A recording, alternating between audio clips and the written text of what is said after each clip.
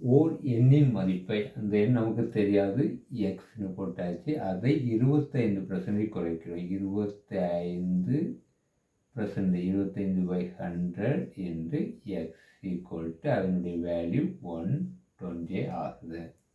எனில் அந்த எண் எக்ஸை ஃபைண்ட் அவுட் பண்ணணும். நம்ம அதுக்கு என்ன பண்ணுறோம், 100 இங்கே 100 இருக்குது, இங்கே 100 இல்லை. இந்த 100 காமனாக கொண்டு வரதுக்காக வேண்டி 100ஆல் எக்ஸை மல்டிபிள் பண்ணி 100ஆல் டிவைட் பண்ணுறோம். ஆன்சர் மாறாது.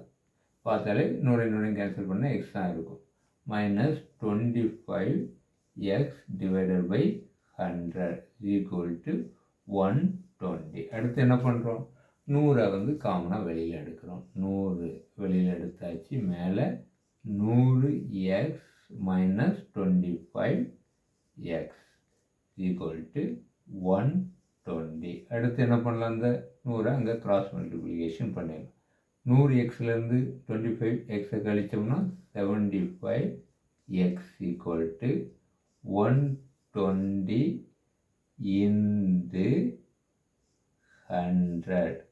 அப்போ எக்ஸ் ஈக்குவல் டு என்னவாக இருக்கும், 120 × 100 டிவைடட் பை 75.